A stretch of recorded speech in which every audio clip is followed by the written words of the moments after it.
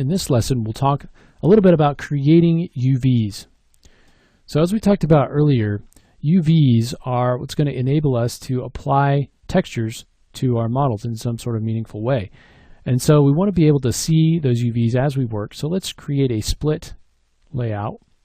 And on this panel, I want to choose Panel and UV Texture Editor. Now it's grayed out because I actually have the window open already over here. So let me close that out and go to UV Texture Editor. So here you can see we have this grid with 4 quadrants. So think of this upper right-hand quadrant is where our texture is going to be. So we created some sort of an image file, or we're using a ramp. Think of it as a flat 2D image.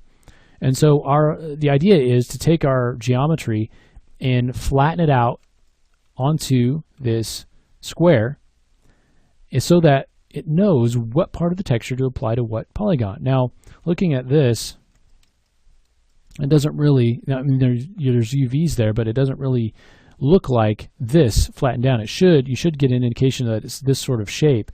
Think of it as like a piece of clothing that's been kind of cut apart and laid down flat.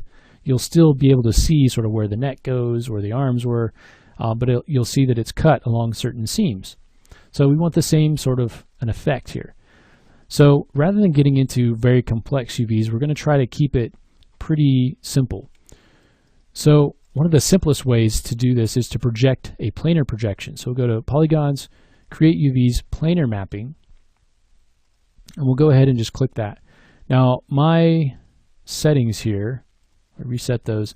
I think I had that set to the Z-axis, but your default might be X. If it's on X, it'll come in from the side probably. So you can just choose Z-axis, and that's going to define where this projection occurs from. Now we can grab these handles and bring those up. And so what's happening is it's looking along this plane to create a projection. So what that means is the front's overlapping the back, and it's basically you're getting kind of a view of that all overlapping. What we want to do is kind of cut it out. And so let's click on this little red cross down here. I'll kind of move this out. And then I'm going to click on the ring. I'm going to rotate it so it's a little bit more angled towards the top. Oops. I pull that up. So something like that. Now this is all still connected here, and so it's not going to really unfold very well. And so what we want to do is define where we want our seams to be, and we can do that by selecting edges. Let's go ahead and I'm going to isolate this. And now let's select where we want to cut this. So I'm going to select edges all the way around here, and then these edges back here, and then all the way over here on this side. And then I'm just going to connect them up. So here to here, just so it's one kind of continuous shell, because really we're just separating the outside from the inside of this shell. So something like that. And then let's come to the front and let's begin to draw this out. Select these lines right here. Again, just getting kind of a continuous cut right there. And let's select these last couple of edges. So something like that. And you can see that those corresponding edges are also cut in here. In order to cut those, let's hit the little scissors icon. We'll cut those UVs. Now let's right click and go to UVs, and we'll just drag across this whole thing. And let's do an unfold. It's this icon here, or you can come down here and hit unfold as well. Let's open up the options. Now I'm going to reset the options and we'll look at what that looks like. And you can see that it has unfolded all this geometry and flattened it out onto our UV layout. Now we can take this, go to scale, and make sure this is yellow, and kind of scale it down. And you can see we don't want to have any sort of overlapping.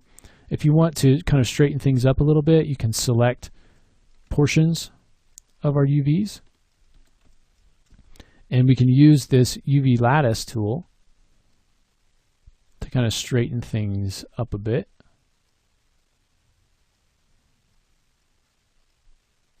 So we can kind of straighten things up that way. You can also select portions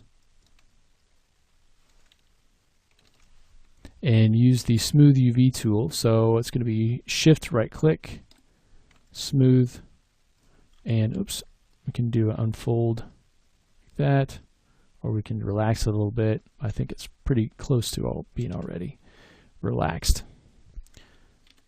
All right. So now that you can see, there's the hole for the opening, there's the back, and so forth. So now if we come in here, we can start to do the same thing on some of these. And some of these are actually already going to have UVs because we created them from a primitive. So if you created any of your objects from a primitive, which we did here, they may already have UVs, which we didn't really modify this too much. So these should still work. And so on some of these, you can just take the UVs and do an unfold, this button here, and it'll take that, and then all you have to do is then click on this little middle icon, maybe here, and I just want to do a uniform scale and move it into the center. Okay, and we can do the same thing over here on some of these. So just unfold that, take it into the middle. There we go. So something like that. Okay, so we're not really getting too complex with any of the UVs. You can come in here and do planar maps on these, and then cut them and do the exact same thing we did with this one. All right. So once you've got some of those pieces done, you don't have to do all of them. I would maybe do these arm pieces, the shoulder pieces, and then this main body piece, and probably also this piece up here. You can do a planar map from the top on this one, so y-axis. You can use the existing UVs on these, or you can use a cylindrical map. And then on this one, you can use a planar map and cut the seams just like we did with this one. And the placement, don't really worry too much about the placement aside from this main body.